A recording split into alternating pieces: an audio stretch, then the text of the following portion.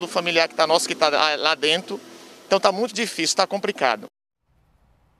E ainda sobre essa falta de oxigênio, a Federação das Indústrias do Estado de São Paulo pediu um levantamento para identificar empresas que possam disponibilizar cilindros para ajuda no combate à pandemia. Sobre esse assunto a gente conversa agora com o presidente da Fiesp, Paulo Scaff. Boa tarde para o senhor, obrigada por nos atender nessa tarde aqui de domingo. Boa tarde, Muriel. Eu que agradeço a oportunidade de estar falando com vocês.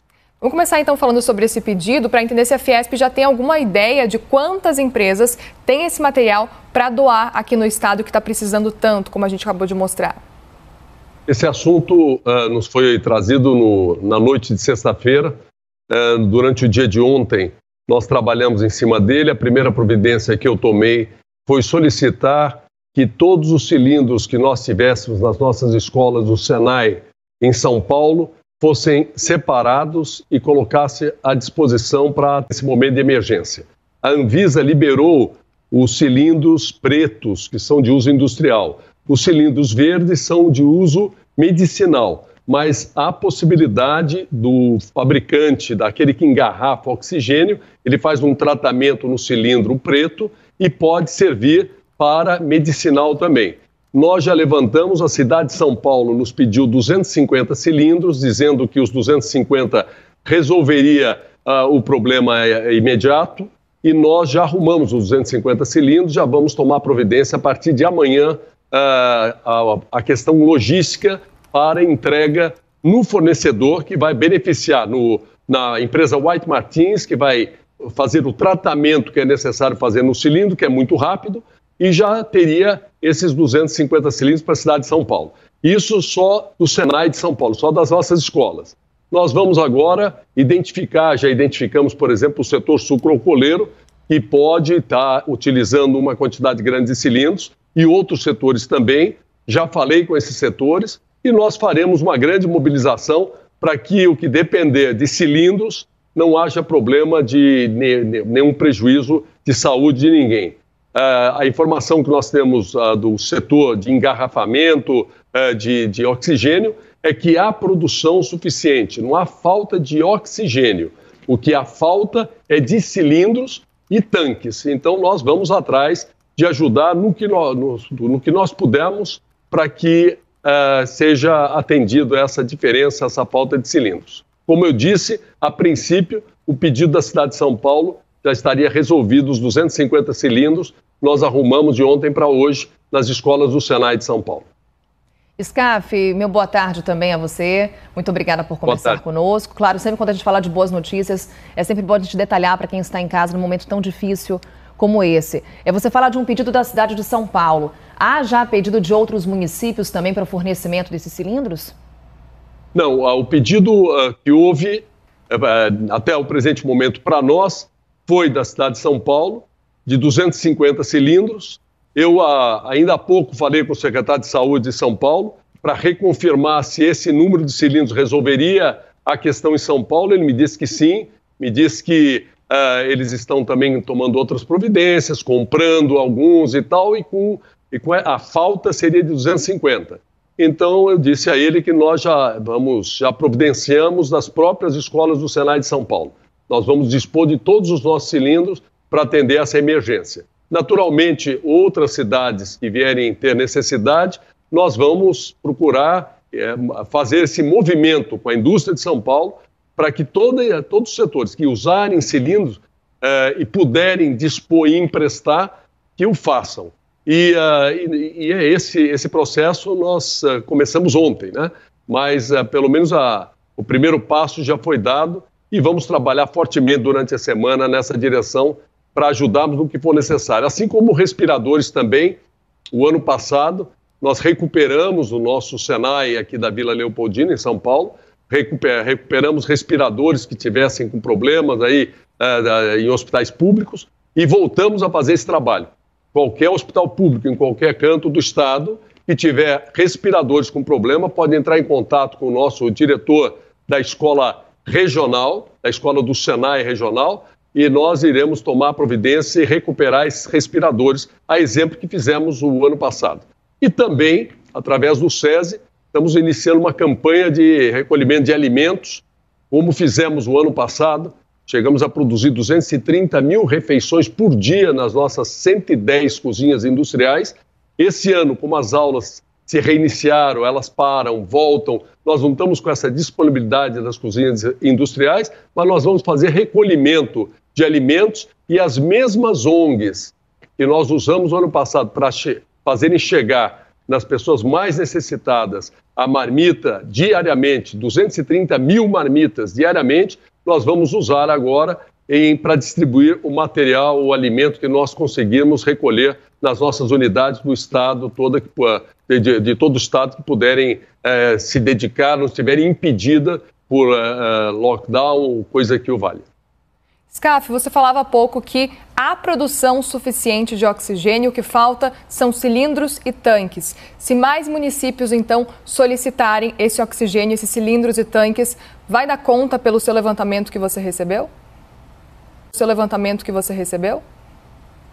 Eu repito a você, essa demanda, nós começamos a trabalhar ontem, dia de sábado, me chegou na sexta-noite, eu soube disso na sexta-noite, através de um pedido da cidade de São Paulo. Trabalhamos ontem e a primeira providência que nós tomamos foi recolher os cilindros que tínhamos nas nossas escolas e já providenciamos a quantidade que foi demandada pela cidade de São Paulo como solução ou contorno do problema em São Paulo.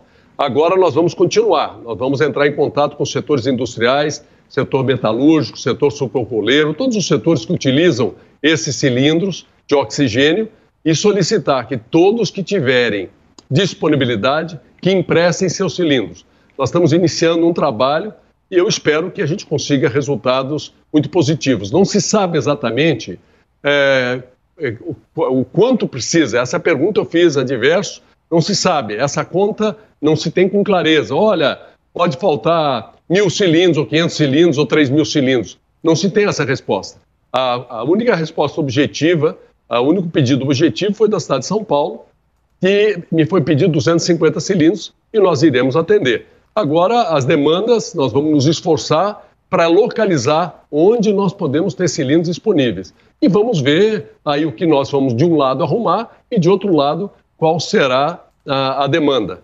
E, independente disso, também vou orientar as indústrias que, se puderem deixar postergar suas compras de oxigênio o máximo possível, principalmente as próximas 2 semanas, para poupar a logística das empresas que fornecem só para a questão medicinal. Então nós vamos dar colaboração total, tudo que tiver ao nosso alcance, nós faremos aí para ajudar aí para que a gente saia dessa situação totalmente desagradável e crítica o mais rapidamente possível. Scaf, vou aproveitar a sua participação para falar um pouquinho sobre as questões econômicas. São Paulo vive hoje a fase emergencial mais restritiva.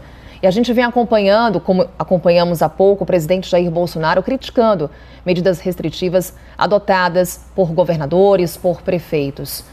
Qual que é o impacto dessas medidas restritivas para a indústria do estado de São Paulo? Qual que é a posição da Fiesp no que se refere às medidas restritivas no Brasil?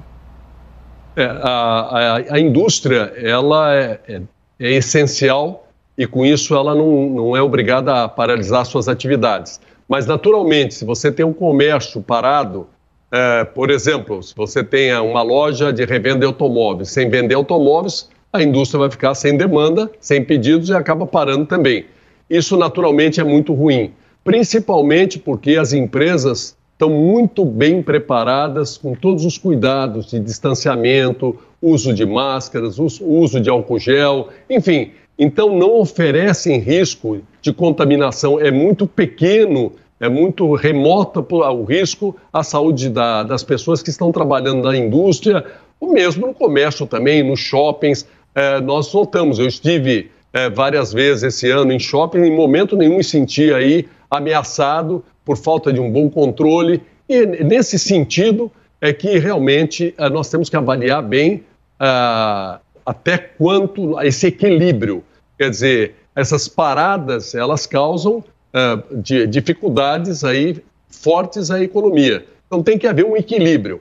O grande problema não é o shopping, o comércio, a indústria, a agricultura. O grande problema é o transporte público, lamentavelmente. O problema é o transporte público e a falta de um escalonamento inteligente, uma distribuição de forma que, ao invés de impedir o trabalho, poderia se administrar como trabalhar, minimizando o risco para as pessoas no transporte e nas empresas. Os critérios são muito rigorosos.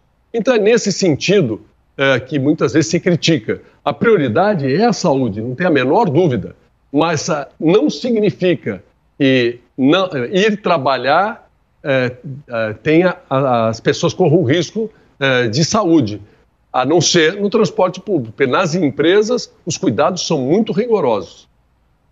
Scaf, o nosso analista Fernando Molica está aqui com a gente também e tem uma pergunta. Molica? Na verdade, teria duas. A primeira, em relação ao que o senhor disse agora, defendeu que as indústrias são seguras, mas a Volkswagen do Brasil anunciou a paralisação de suas atividades aí por um período. Queria saber se o senhor acha que essa medida é exagerada, se a medida é desnecessária. O senhor fala também em economia. Bem, só com o número de mortes nós já perdemos quase 300 mil consumidores para a Covid. Isso também pesa na economia, não?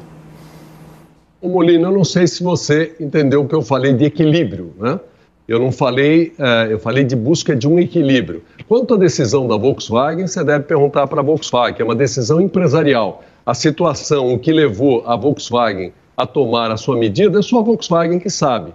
Se é um assunto, qual foi a razão e a decisão empresarial da Volkswagen. Assim como quando a Ford tomou uma medida em relação à paralisação de uma linha de produção no Brasil. E são decisões empresariais que nós, nem eu nem você, sabemos exatamente o porquê que foi tomado. Aí é o caso de perguntar para eles. Agora, em relação à questão de saúde, em momento nenhum, pelo contrário, Molina, nós aqui, desde o ano passado, fomos o primeiro a fazer um manual de instruções, um manual de cuidados e de instruções para que se tivesse segurança no ambiente de trabalho.